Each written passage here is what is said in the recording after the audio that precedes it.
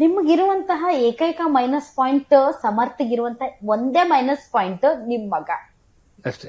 ನಿಮ್ ಮಗ ಅನ್ನೋದು ಆತನಿಗಿರುವಂತ ಅತಿ ದೊಡ್ಡ ಮೈನಸ್ ಪಾಯಿಂಟ್. ಯಾಕೆ ಅಂತಂದ್ರೆ ತಂದೆ ಪಾಲಿಟಿಷಿಯನ್, ಅಜ್ಜ ಪಾಲಿಟಿಷಿಯನ್, ತಾಯಿ ಪಾಲಿಟಿಷಿಯನ್, ಹೀಗಾಗಿ ಮಗನಿಗೆ ಟಿಕೆಟ್ ಕೊಡ್ತಾ ಇದ್ದಾರೆ ಅಂತ.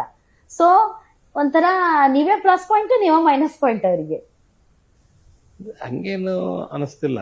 ಹ್ಮ್ ಸ್ವಲ್ಪ ಜನ ಮೈನಸ್ ಪಾಯಿಂಟ್ ನನ್ ಕೇಳಿದ್ರೆ, ಈಗ ಹಿಂದೆ MP ಚುನಾವಣೆಯಲ್ಲಿ ಏನು ವಿರೋಧ ಮಾಡಿದ್ರು ಹ್ಮ್ ನಮ್ಮ ಪ್ರಭಾ ಹ್ಮ್ ಗೆಲ್ಲಿಕ್ಕೆ, ಹ್ಮ್ ಇಂಡೈರೆಕ್ಟ್ ಆಗಿ ಹ್ಮ್ ಅವರು ಸೇರ್ಕೊಂಡಾರ ಇದರಲ್ಲಿ. ಹ್ಮ್ ಹ್ಮ್ ಸೇರ್ಕೊಂಡು ಇದನ್ನ ಮಾಡಿರ್ಬೋದು. ಹ್ಮ್ ನಾನು ಇಂತರು ಅಂತಾರು ಅಂತ ಹೇಳೋದು ಸಿದ್ದೇಶ್ವರ್ ಅವರು ಇರ್ಬೋದು ಇಂಡೈರೆಕ್ಟ್ ಆಗಿ.